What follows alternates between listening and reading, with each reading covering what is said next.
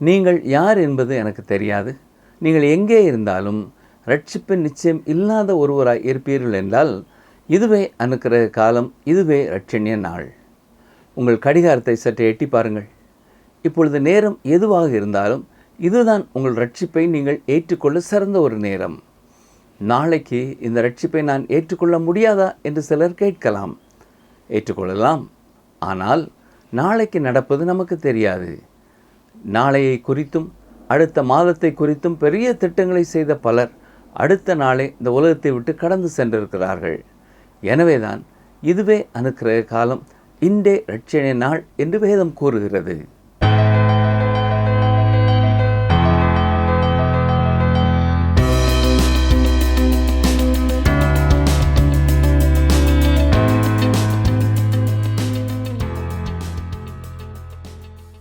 கிறிஸ்துவுக்குள் மிகவும் பிரியமான வேத ஆராய்ச்சி நேயர்களை இயேசு கிறிஸ்துவின் இன்ப நாமத்தினாலே வாழ்த்துகிறோம்.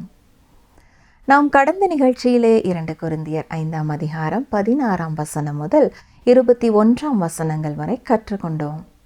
அந்த பாடத்திலே நீங்கள் பழைய ஆதாமுக்கு சொந்தமானவர்கள் அல்ல, இயேசு கிறிஸ்துவின் மேல் உங்கள் நம்பிக்கையை வைத்தபடியினாலே கிறிஸ்துவுக்கு சொந்தமானவர்கள் என்றும், இயேசு கிறிஸ்துவின் மரணமே உலகத்தை தேவனோடு ஒப்புரவாக்கி இருக்கிறது என்றும் கற்றுக்கொண்டோம். மேலும் இயேசு கிறிஸ்து உங்கள் மேல் கோபமாக இல்லை, அவர் உங்களை வெறுக்கவில்லை, இயேசு உங்களை நேசிக்கிறார் என்றும் கற்றுக்கொண்டோம். இன்று நாம் 2 கொரிந்தியர் 6ஆம் அதிகாரம் 1ஆம் வசனம் முதல் 10ஆம் வசனங்கள் வரை கற்றுக்கொள்ள இருக்கிறோம். இந்த பாடத்திலே நாம் தேவனுடைய ஆறுதலை எவ்வாறு பெற்றுக்கொள்ள முடியும்? இயேசு கிறிஸ்துவின் ஊழியக்காரனுக்கு எது தேவை? கர்த்தருடைய வார்த்தையை மற்றவர்களுக்கு கொடுப்பதில் உங்கள் பங்கு என்ன என்பதை குறித்து ஆழமாக கற்றுக்கொள்ள தொடர்ந்து எங்களுடன் இணைந்திருங்கள். பிரியமான வேதாராய்ச்சியர்களே, இன்று நாம் 2 கொரிந்தியர் 6ஆம் அதிகாரம் 1ஆம் வசனம் முதல் சிந்திக்கப் போகிறோம். இங்கே கர்த்தருடைய ஊழியத்திலே எப்படி எல்லா சூழ்நிலைகளிலேயும் தேவனுடைய ஆறுதல் நமக்கு கிடைக்கிறது என்பதை பார்க்க போகிறோம்.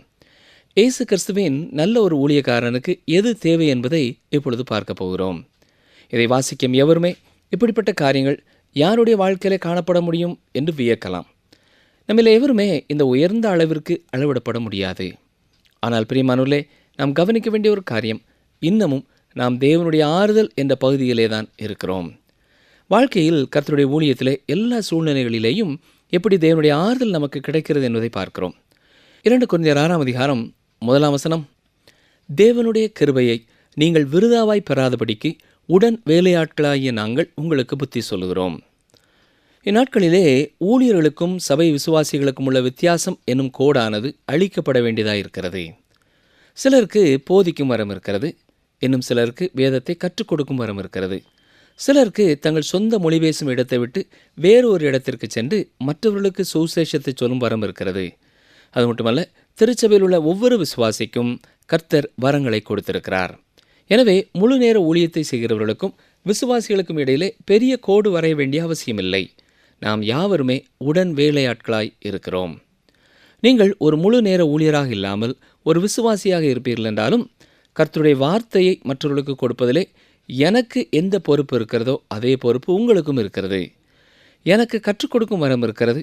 நீங்கள் ஒருவேளை ஒரு வங்கியின் மேலாளராக இருக்கலாம், அல்லது ஒரு பெரிய நிறுவனத்தின் தலைமை பொறுப்பினை ஏற்று நடத்தலாம், அல்லது ஒரு ஓட்டுநராக இருக்கலாம், அல்லது வீட்டிலே குடும்பத்தை பொறுப்பாக கவனிக்கும் ஒரு நல்ல மனைவியாக, ஒரு அருமையான தாயாக இருக்கலாம். ஆனாலும் கர்த்தருடைய வார்த்தையை மற்றவர்களுக்கு கொடுப்பதிலே உங்களுக்கும் பொறுப்பு உண்டு. திருச்சபையிலே கர்த்தர் சிலரை தம்முடைய வார்த்தையை மற்றவர்களுக்கு கற்றுக் கொடுக்கும்படியாகவும், இன்னும் சிலரை போதகராகவும் இருக்கும்படியாக நியமித்திருக்கிறார். இன்னும் சிலரை திருச்சபையை வழிநடத்தும் பொறுப்பிலே இருக்கும்படியாக ஊழியத்தின் பல்வேறு காரியங்களை கவனிக்கும்படியாக வைத்திருக்கிறார். இவையெல்லாம் எதற்காக என்றால், விசுவாசிகள் பணிவிடை செய்ய ஏற்ற விதமாக ஆயத்தப்படுத்துவதற்காகவே. முன்பு ஒரு முறை நான் சொன்ன அதே காரியத்தை மீண்டும் ஒரு முறை சொல்ல விரும்புகிறேன். மேய்ப்பன் ஆடுகளை உற்பத்தி செய்கிறவன் அல்ல, ஆடுகளை உற்பத்தி செய்கின்றன. அநேகருடைய எண்ணம் என்னவென்றால், செய்தியாளர்கள் தான் அநேகரை கிறிஸ்துவுக்காக ஆதாயப்படுத்த வேண்டும் என்று எண்ணுகிறார்கள். திருச்சபையில் உள்ள விசுவாசிகளை இந்த பணிக்கென்று ஆயத்தம் செய்யும்படியாகத்தான் திருச்சபையிலே ஊழியக்காரர்கள் இருக்கிறார்கள். இன்றைக்கு அநேக திருச்சபைகளிலே வளர்ச்சி இல்லாமல் காணப்படுவதற்கு காரணம் சபை விசுவாசிகள் மற்றவர்களுக்கு சுவிசேஷத்தை எடுத்துச் செல்லும் பொறுப்பை உணரவில்லை. அந்த திருச்சபையின் போதகர்களும் தங்கள் திருச்சபை மக்கள் ஆத்தும ஆதாயம் செய்வது முக்கியமானது என்பதை உணரவில்லை. தனிப்பட்ட விதத்திலே உங்களிடத்திலே ஒரு கேள்வி கேட்க விரும்புகிறேன். கர்த்தருடைய வார்த்தையை கொடுப்பதிலே உங்கள் பங்கு என்ன? நானோ இந்த தேசத்திலே வேறு ஒரு ஊழியரோ செய்ய முடியாத ஒரு ஊழியத்தை உங்களால் செய்ய முடியும். சிலர் உங்கள் மேலே ஒரு நம்பிக்கை வைத்திருக்கிறார்கள். அவர்கள் எந்த ஒரு செய்தியாளரின் செய்தியையும் கேட்கப் போகிறதில்லை. ஆனால் நீங்கள் பேசும்பொழுது கவனித்து கேட்கிறார்கள். நீங்கள் உற்சாகப்படுத்தினால் சிலர் சில செய்திகளை கேட்க முன் வருவார்கள். இன்று வேதாராய்ச்சி நிகழ்ச்சியை கேட்கிற சிலர் மற்றவர்களுக்கு செய்தியை கொடுக்க முடியாமல் இருக்கிறார்கள். ஆனால் செய்தி குறுந்தட்டுகளை வாங்கி மற்றவர்களுக்கு விநியோகம் செய்கிறார்கள். ஒரு தொழிலதிபர் கர்த்தருடைய வார்த்தையினாலே தொடப்பட்டபடியினாலே அவர் இந்த செய்தி குறுந்தட்டுகளை வாங்கி தன்னுடைய தொழிலிலே அறிமுகமானவருடைய வீடுகளுக்கும் தன்னிடத்திலே வேலை செய்கிறவருடைய வீடுகளுக்கும் சென்று அதை விநியோகம் செய்கிறார். மற்றும் ஒரு சமயத்திலே அவர் இந்த நிகழ்ச்சிகளை குழுவாக சேர்ந்திருக்கும் ஒரு கூட்டத்திற்கு போட்டு காண்பிக்கிறார். ஆம் பிரியமானவர்களே, நாம் எல்லாரும் உடன் வேலையாட்களாய் இருக்கிறோம். உங்களுடைய வாழ்க்கையிலே நீங்கள் எப்படி இந்நாட்களிலே கர்த்தருடைய ஊழியத்தை செய்து வருகிறீர்கள்? இங்கே பவுல் கேட்பது என்ன? தேவனுடைய கிருபையை நீங்கள் விருதாவாக பெறாதபடிக்கு என்று சொல்கிறார். எப்படி ஒருவர் தேவனுடைய கிருபையை விருதாவாக பெற்றுக்கொள்ள முடியும்? தேவன் உங்கள் மேலே கிருபையையும் இரக்கத்தையும் பொழிந்திருக்கிறார். தேவனுடைய மகா பெரிய கிருபையையும் இரக்கத்தையும் பெற்று தேவனுடைய கிருபையினாலே கிடைத்த ரட்சிப்பை குறித்து மகிழ்ச்சி அடைந்து கொண்டே மாம்சீகமாக வாழ்க்கையை நடத்திவிட முடியும். அப்படிப்பட்டவர்கள்தான் வாழ்க்கையை விருதாவாக பெற்றிருக்கிறார்கள். தேவனுடைய இருதயத்திலே நமக்கு இருக்கும் அன்புக்கு மறு உத்தரவாக இன்று நாம் எதை செய்திருக்கிறோம்? 2 கொரிந்தியர் 6ஆம் அதிகாரம் 2ஆம் வசனம், அனுக்கிரக காலத்திலே நான் உனக்கு செவி கொடுத்து இரட்சணிய நாளிலே உனக்கு உதவி செய்தேன் என்று சொல்லியிருக்கிறாரே, இதோ இப்பொழுதே அனுக்கிரக காலம், இப்பொழுதே இரட்சணிய நாள். இன்று அநேகர் சொல்கின்ற காரியம் என்னவென்றால், இப்பொழுது நான் இயேசு கிறிஸ்துவை ஏற்றுக்கொள்ளப் போவதில்லை, என்றாவது ஒரு நாள் அவரை ஏற்றுக்கொள்வேன் என்று சொல்வார்கள். இயேசுவை ஏற்றுக்கொள்வதை பிந்தி போடுவார்கள். சிலர் தங்களுடைய பட்டணத்திற்கு ஏதாவது ஒரு சுசேஷ ஊழியர் வர வேண்டும் என்று காத்து கொண்டிருப்பார்கள். ஒரு பெரிய கூட்டத்திலே தான் இயேசு கிறிஸ்துவை ஏற்றுக்கொள்வேன் என்பார்கள். நீங்கள் யார் என்பது எனக்கு தெரியாது. நீங்கள் எங்கே இருந்தாலும் நீங்கள் ரட்சிக்கப்படாத ஒருவராக இருப்பீர்கள் என்றால் இதுவே அனுக்கிரக காலம், இதுவே இரட்சணிய நாள். உங்கள் கடிகாரத்தை சற்றே எட்டி பாருங்கள். இப்பொழுது நேரம் எதுவாக இருந்தாலும் இதுதான் நீங்கள் ரட்சிப்பை ஏற்றுக்கொள்ள ஒரு சிறந்த நேரம். சிலர் கேட்கலாம், நாளைக்கு நான் இயேசு கிறிஸ்துவை ஏற்றுக்கொள்ள முடியாதா என்று கேட்கலாம். ஏற்றுக்கொள்ளலாம். ஆனால் நாளையை குறித்து உங்களுக்கு யாரும் வாக்கு கொடுக்கவில்லை. நாளைக்கு நடப்பது நமக்கு தெரியாது. நாளையை குறித்தும் அடுத்த மாதத்தை குறித்தும் அடுத்த ஆண்டை குறித்தும் பெரிய திட்டங்களை வகுத்த அநேகர் நாளை அடுத்த நாளை காணாமல் கடந்து சென்றிருக்கிறார்கள். எனவேதான் தேவன் இதுவே அனுக்கிரக காலம், இதுவே இரட்சணிய நாள் என்று சொல்லுகிறார். 2 கொரிந்தியர் 6ஆம் அதிகாரம் 3ஆம் வசனம், இந்த ஊழியம் குற்றப்படாதபடிக்கு நாங்கள் யாதொன்றிலும் இடரல் உண்டாக்காமல் எவ்விதத்தினாலேயும் எங்களை தேவ ஊழியக்காரராக விளங்க பண்ணுகிறோம். நம்முடைய தனிப்பட்ட வாழ்க்கையின் நடக்கையை குறித்து மிக கவனமாக நாம் இருக்க வேண்டும். ஊழியம் குற்றப்படாமல் இருக்கும்படி நாம் காத்துக்கொள்ள வேண்டும். இவ்வாறு சொல்வதனாலே மற்ற ஒருவரின் இருதயத்தை புண்படுத்தாமல் இருப்பது என்பதல்ல. நீங்கள் திருச்சபையிலே பணிவிடை செய்யும் பொழுது மற்றவருடைய உணர்ச்சிகளை பாதிக்காமல் இருக்க முடியாது. சிலர் எதற்கெடுத்தாலும் தங்களுடைய உள்ளத்தை புண்ணாக்கிக் கொள்வார்கள். நீங்கள் அவரை பார்த்து பேசவில்லை என்றால் நீங்கள் அவர்களை தவிர்ப்பதாக எண்ணுவார்கள். நீங்கள் அவரிடத்திலே போய் பேசுவீர்கள் என்றால் அவர்களுக்கு இடையூறு செய்வதாக நினைப்பார்கள். அவர்களுக்கு நீங்கள் கடிதம் எழுதுவீர்கள் என்றால் அவர்களுடைய பணத்திற்காக தான் நீங்கள் கடிதம் எழுதினீர்கள் என்பார்கள். அவர்களுக்கு எழுதவில்லை என்றால் அவர்களை புறக்கணிக்கிறீர்கள் என்று சொல்வார்கள். நீங்கள் போய் அவர்களை சந்திப்பதை நிறுத்துவீர்கள் என்றால் அவர்களை குறித்து உங்களுக்கு அக்கறை இல்லை என்று சொல்வார்கள்.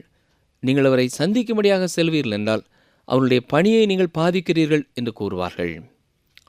ஒரு உணவு விடுதியிலே இப்படியாக ஒரு வாசகம் காணப்படுகிறது. எங்களால் எல்லாரையும் பிரியப்படுத்த முடியாது, ஆனால் நாங்கள் முயற்சி செய்கிறோம் என்பதுதான் அந்த வாசகம். ஊழியம் குற்றப்படாதபடிக்கென்றால் பொருள் என்ன? எந்த ஒரு மனிதனும் உங்களை கையை நீட்டி இந்த மனிதனுடைய வாழ்க்கையினாலே தான் அவன் கூறும் ரட்சிப்பை குறித்து எனக்கு கவலை இல்லை என்று சொல்லக்கூடாது. அதாவது வாழ்க்கைக்கும் நாம் கூறும் நற்செய்திக்கும் ஒத்து போக வேண்டும். தொடர்ந்து வருகிற வசனங்களிலே அப்போஸ்தலனாகிய பவுல் ஒரு ஊழியக்காரனிடத்தில் காணப்பட வேண்டிய குணநலன்களை குறித்து கூறுகிறார்.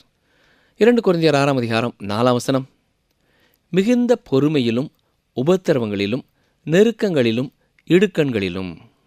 மிகுந்த பொறுமையிலும், இதுதான் அந்த பட்டியலிலே முதலாவது வருவது. ஆம், கர்த்தருடைய ஊழியக்காரருக்கு மிக அவசியமான ஒரு குணநலன் இது. இந்த பொறுமை 2 காரணங்களினாலே ஊழியக்காரர்களுக்கு மிக அவசியம். முதலாவதாக, கர்த்தருடைய வார்த்தைகளை விதையைப் போல விதைக்கும் பொழுது அது கனி கொடுப்பதற்கு சில காலங்கள் ஆகிறது. அதுவரை பொறுமையோடு காத்திருக்க வேண்டியது ஊழியக்காரனுடைய முக்கியமான குணநலன். இத்தனை ஆண்டுகள் ஆகிவிட்டதே, ஊழியத்திலே பலனில்லையே என்று சோர்ந்து போகாமல் பொறுமையோடு கர்த்தருடைய ஊழியத்தை தொடர்ந்து செய்யும் பொழுது ஆண்டவர் நிச்சயமாய் பலன் தருவார். இரண்டாவதாக, கர்த்தருடைய ஊழியத்தில் இருக்கும் பொழுது பற்பல விதமான எதிர்ப்புகள் வரலாம். அந்த எல்லா சூழ்நிலைகளிலேயும் பொறுமையோடு கர்த்தரை சார்ந்து கொள்ள ஒரு ஊழியக்காரன் கற்றுக்கொண்டவனாய் இருக்க வேண்டும். அடுத்ததாக, உபத்திரவங்களிலேயும் என்று வாசிக்கிறோம். வேத புத்தகத்தில் நாம் பார்க்கிற ஒவ்வொரு ஊழியருக்கும் ஒவ்வொரு விதமான உபத்திரவங்கள் வந்தது. அதே போல இன்றைக்கும் கர்த்தருடைய ஊழியத்தில் இருக்கிறவர்களுக்கு உபத்திரவங்கள் உண்டு. அதை ஊழியர்கள் மறந்து போகக்கூடாது. மூன்றாவதாக, நெருக்கங்களிலும் இடுக்கண்களிலும். பல கஷ்டங்களின் மத்தியிலேயும் பற்பல விதமான மக்களுடைய இடுக்கண்களிலேயும் கடந்து வந்தவர்கள் இதை புரிந்து கொள்ள முடியும். இன்றைக்கும் சில ஊழியர்கள் ஒரு வேளை 2 வேளை என்று உணவருந்தி பல நெருக்கங்களிலேயும் தங்கள் ஊழியங்களை தொடர்கிறார்கள். பிரசித்தி பெற்ற ஊழியர் ஒருவர் தனது அனுபவத்தை குறித்து எழுதும் பொழுது இவ்விதமாக எழுதியிருக்கிறார். ஒரு குறிப்பிட்ட இடத்திலே செய்து கொடுக்கும்படியாக அவர் கடந்து சென்றிருக்கிறார். 3 நாட்கள் அங்கே அவர் பிரசங்கித்திருக்கிறார். அந்த 3 நாட்களும் அவர் உணவருந்தவில்லை என்கிறார். செய்தியை கேட்க வந்தவர்கள் அவர் விசுவாசத்திலே வாழுகிறவர் என்று எண்ணிக்கொண்டார்கள். எனவே ஒருவருமே அவருடைய உணவை குறித்து அவரிடத்தில் பேசவில்லை. உணவிற்காக எந்த பணமும் அவருக்கு கொடுக்கவில்லை. அடுத்த நாள் காலையிலே உணவுக்காக படுக்கையிலே அவர் காத்திருக்க வேண்டுமா அல்லது புறப்பட வேண்டுமா என்று எண்ணி அவர் புறப்பட்டு கொண்டிருந்த பொழுது அடைக்கப்பட்டிருந்த அவருடைய கதவிற்கு கீழாக ஒரு கடிதம் உள்ளே தள்ளப்பட்டது. அதற்குள்ளே ஒரு சிறிய தாளிலே கிறிஸ்தவ ஐக்கியத்தின் வெளிப்பாடு என எழுதப்பட்டு 400 ரூபாய் வைக்கப்பட்டிருந்ததாம். அப்பொழுதுதான் அவர் புறப்பட்டு போய் 4வது நாளான அன்று தன்னுடைய காலை உணவை உண்டேன் என்று எழுதியிருக்கிறார். இந்த உபத்திரவங்களும் நெருக்கங்களும் என்ன என்பதை அறிந்த பலர் இன்றைக்கும் வாழ்ந்து கொண்டிருக்கிறார்கள். ஒருவேளை இளைய தலைமுறையினர் இதை அறியார்கள். வயது சென்றவர்களை நீங்கள் கேட்பீர்கள் என்றால் கடந்த நாட்களிலே அவர்கள் கடந்து வந்த கடினமான பாதைகளை நீங்கள் அறிந்து கொள்ள முடியும். 2 கொரிந்தியர் 6 அதிகாரம் 5 அடிகளிலும் காவல்களிலும் கலகங்களிலும் பிரயாசங்களிலும் கண் விழிப்புகளிலும் உபவாசங்களிலும். பவுல் அப்போஸ்தலன் தன்னுடைய வாழ்க்கையிலே அனுபவித்த இந்த அடிகள் என்றால் என்ன என்பதை மிகச் சிலரை உணர்ந்து கொள்ள முடியும். அடிகள் என்று சொல்லும் பொழுது ஒரு கம்பினாலே 40 அடிகள் அடிக்கப்படுவது. சில வேளைகளிலே யாராவது கூறிய 1-2 வார்த்தைகள் கூட நம்மை எந்த அளவு அடித்து விடுகிறது இல்லையா? பவுல் அப்போஸ்தலன் தன்னுடைய சொந்த வாழ்க்கையிலே ஊழியத்திலே பெற்ற அனுபவங்களைத்தான் இவ்வாறு எழுதியிருக்கிறார். இந்த காலங்களிலே மிகச் சிலரே இப்படிப்பட்ட பாதைகளை கடந்து வருகிறார்கள். காவல்களிலும் கலகங்களிலும் பிரயாசங்களிலும் கண் விழிப்புகளிலும் உபவாசங்களிலும். ஆனால் இவை எல்லாமே பவுல் அப்போஸ்தலன் வாழ்க்கையின் பங்காக இருந்தன. தொடர்ந்து ஊழியக்காரருடைய வாழ்க்கையிலே காணப்படும் இன்னும் சிலவற்றை அவர் கூறுகிறார். 2 கொரிந்தியர் 6 அதிகாரம் 6-7 கற்பிலும் அறிவிலும் நீடிய சாந்தத்திலும் தயவிலும் பரிசுத்த ஆவியிலும் மாயமற்ற அன்பிலும் சத்திய வசனத்திலும் திவ்ய பலத்திலும் நீதியாகிய வலதிடது பக்கத்து ஆயுதங்களை தரித்திருக்கிறதிலும். இந்த பட்டியலிலே முதலாவதாக கற்பிலும் என்று குறிப்பிடுகிறார். கர்த்தருடைய ஊழியக்காரருடைய வாழ்க்கை பரிசுத்தம் நிறைந்ததாய் காணப்பட வேண்டும். பரிசுத்தம் குறைவாக இருக்கும் பொழுது ஊழியம் பாதிக்கப்படுகிறது. ஒரு ஊழியக்காரனுடைய வாழ்க்கையிலே பாவம் காணப்படும் பொழுது, அசுத்தம் காணப்படும் பொழுது, கற்பில் அவன் தவறும் பொழுது அது தேவனுக்கும் வேதனை கொடுக்கிறது, ஊழியத்திலும் ஆசீர்வாதம் இருக்காது. அடுத்ததாக அறிவிலும் என்று வாசிக்கிறோம். ஒரு கர்த்தருடைய ஊழியக்காரன் நான் வேதாம கல்லூரியிலே படித்தது போதும் என்று இல்லாமல் தொடர்ந்து தன்னுடைய அறிவை வேத வசனங்களிலே வளர்த்து கொண்டே இருக்க வேண்டும். தன்னை சுற்றி என்ன நடக்கிறது என்பதை குறித்த அறிவும் விழிப்புணர்வும் தேவை. அடுத்ததாக நாம் பார்ப்பது நீடிய சாந்தத்திலும் தயவிலும். கர்த்தருடைய ஊழியக்காரர்கள் கோபப்படும்படியாக எரிச்சல் படும்படியாக பல வார்த்தைகளை கவனிக்க வேண்டிய சூழ்நிலைகள் வரலாம். ஆனால் கிறிஸ்துவைப் போல சத்தமிடாத ஆட்டை போல சாந்தமுள்ளவராக வாழ வேண்டும்.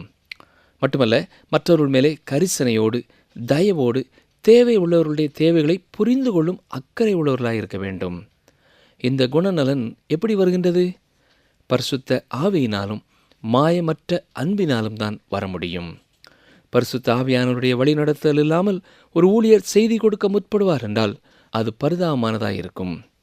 எந்த ஒரு ஊழியக்காரனும் தன்னுடைய அனுபவத்தின் அடிப்படையை சார்ந்தோ அறிவின் அடிப்படையை சார்ந்தோ செய்தி கொடுக்க செல்லாமல் முற்றும் முழுவதும் ஆவியானவரை சார்ந்து கொண்டே அவருடைய வார்த்தையை கொடுக்க முயற்சிக்கும் பொழுது அது ஆத்துமாக்களை தொட முடியும். ஊழியக்காரருடைய வாழ்க்கையிலே உண்மையான அன்பு மிக மிக அவசியமானதாக இருக்கிறது. மாயமற்ற ஒரு அன்பு காணப்பட வேண்டும்.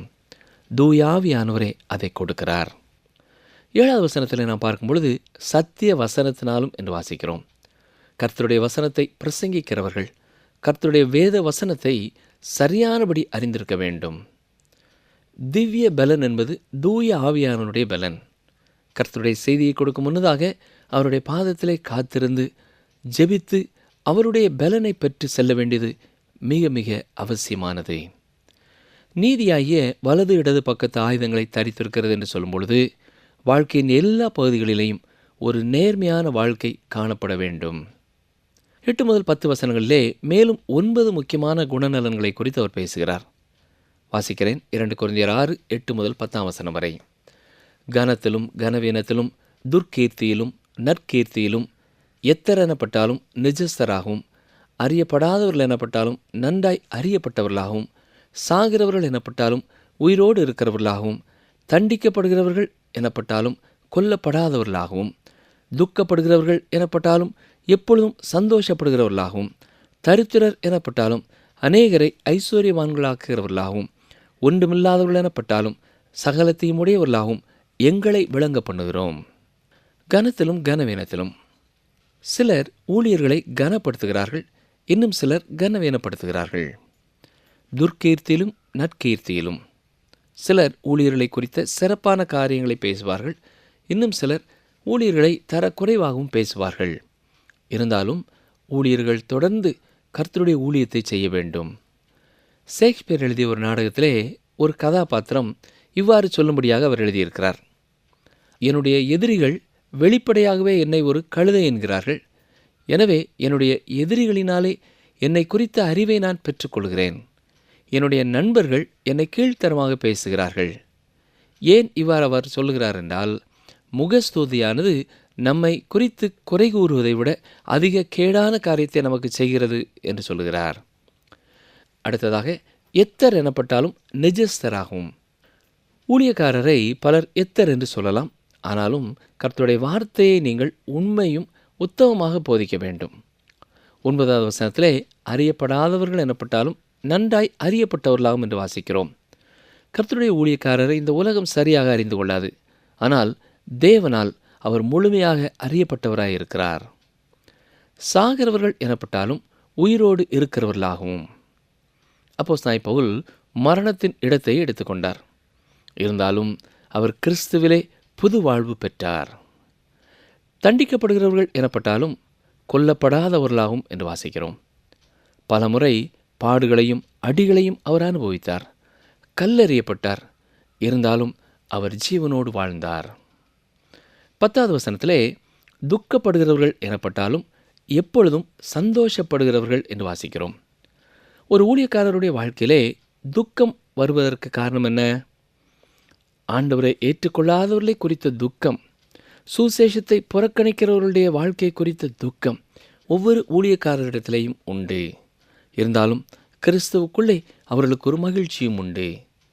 மேலும் தருத்தரர் எனப்பட்டாலும் அநேகரை ஐஸ்வர்யவான்கள் ஆக்குகிறவர்களாகவும் என்று பார்க்கிறோம்.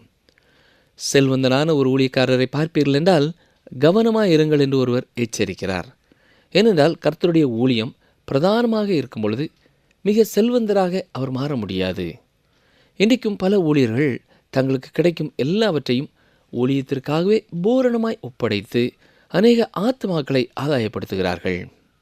இறுதியாக ஒன்றுமில்லாதவர்கள் எனப்பட்டாலும் சகலத்தையும் உடையவர்களாகவும் எங்களை விளங்க பண்ணுகிறோம் என்று கூறியிருக்கிறார். ஞாபகம் இருக்கிறதா? 1 கொரிந்தியர் நிருபத்தில் அவர் சொல்லும் பொழுது சகலமும் எங்களுக்குரியது என்றார். இந்த உலகம், வாழ்க்கை, மரணம், நிகழ்காலம், எதிர்காலம் எல்லாம் உங்களுக்குரியது. நீங்கள் கிறிஸ்துவுக்குரியவர்கள். கிறிஸ்து தேவனுக்குரியவர். இதைத்தான் 1 கொரிந்தியர் 3 அதிகாரம் 22, 23 வசனங்களிலேயும் வாசிக்கிறோம். ஆம் பிரியமானவர்களே, கிறிஸ்துவுக்குள்ளே நாம் சகலமும் உடையவர்களாய் இருக்கிறோம். இருந்தாலும் உலகத்திலே நாம் ஒன்றுமில்லாதவர்கள் என்ற வரிசையிலே வருகிறோம். இன்று நாம் கற்றுக்கொண்ட வேத பகுதியிலே ஒரு ஊழியக்காரனுடைய வாழ்க்கையை 3 வித்தியாசமான அட்டவணைகளினாலே தெளிவுபடுத்தினார். முதலாவது அவர் கொடுத்த அட்டவணை சரீர பிரகாரமானது. இரண்டாவது அவர் கொடுத்த அட்டவணை மனநிலை தொடர்பானது. மூன்றாவது அவர் கொடுத்த அட்டவணை ஆவிக்குரியது. இந்த 3 பட்டியல்களுமே முக்கியமானது. கர்த்தருடைய ஊழியக்காரராக இருக்கிறவர்கள் இந்த வேத பகுதியை திரும்ப திரும்ப வாசித்து இந்த குணநலன்களை உடையவர்களாக இருக்கிறோமா என்பதை குறித்து நம்மை நாமே ஆராய்ந்து நிதானித்து ஆண்டவருக்குள்ளே வளர வேண்டியது மிக முக்கியமானது, அவசியமானது. அப்படிப்பட்ட கிருபையை கர்த்தர் தாமே உங்களுக்கும் தந்தருள்வாராக. ஜெபம் செய்வோம். கிருபை நிறைந்த நல்ல ஆண்டவரே, அப்போஸ்தலனாகிய பவுல் தன்னுடைய தனிப்பட்ட வாழ்க்கையிலிருந்து உமக்கு ஊழியம் செய்யும் பொழுது வாழ்க்கையிலே தனக்கு காணப்பட வேண்டிய குணநலன்கள் என்று எழுதி வைத்திருக்கிற இந்த 3 பட்டியல்களுக்காகவும் நாங்கள் உமக்கு நன்றி செலுத்துகிறோம். இன்றைக்கும் கர்த்தருடைய ஊழியக்காரராயிருக்கிற ஒவ்வொருவரும் அடிக்கடி இந்த வேத பகுதியை வாசித்து எங்களுடைய வாழ்க்கையை நாங்கள் ஆராய்ந்து நிதானிக்க எங்களுக்கு துணை செய்ய வேண்டும் என்று கேட்கிறோம். எங்களுக்கு பரிசுத்த ஆவியின் வல்லமையை தாரும். உம்மாலே அல்லாமல் எங்களால் ஒன்று செய்யக்கூடாது என்பதை உணர்ந்து கொண்டு எப்பொழுதும் எல்லா சூழ்நிலைகளிலேயும் எந்த ஊழியத்திலேயும் நாங்கள் உம்மை சார்ந்து பணிபடை செய்ய நீரே எங்களுக்கு கிருபை செய்ய வேண்டும் என்று இயேசு கிறிஸ்துவின் நாமத்தினாலே வேண்டிக் கொள்கிறோம் பிதாவே. ஆமேன். அன்பர்களே, இன்று நாம் கற்றுக்கொண்டது என்ன? இன்று அநேக திருச்சபையிலே வளர்ச்சி இல்லாமல் இருப்பதற்கு காரணம் சபை விசுவாசிகள் மற்றவர்களுக்கு சுவிசேஷத்தை எடுத்து செல்லும் பொறுப்பை உணரவில்லை. இன்றைக்கும் கர்த்தருடைய ஊழியத்தில் இருக்கிறவர்களுக்கு உபத்திரவம் உண்டு. அதை ஊழியர்கள் மறந்து போகக்கூடாது. கர்த்தருடைய ஊழியக்காரனுடைய வாழ்க்கை பரிசுத்தம் நிறைந்ததாய் காணப்பட வேண்டும். பரிசுத்தம் குறைவாயிருக்கும்போது ஊழியம் பாதிக்கப்படுகிறது. ஒரு கர்த்தருடைய ஊழியக்காரன்தான் வேதாகம கல்லூரியிலே படித்தது போதும் என்று இல்லாமல் தொடர்ந்து தன் அறிவை வேத வசனங்களிலே வளர்த்து கொண்டே இருக்க வேண்டும். மீண்டும் அடுத்த நிகழ்ச்சியிலே சந்திப்போம். கர்த்தர் உங்களை ஆசீர்வதிப்பாராக. கர்த்தர் உன்னோடே தம்முடைய தூதனை அனுப்பி உன் பிரயாணத்தை வாய்க்க பண்ணுவார். ஆதியாகமம் 24:40.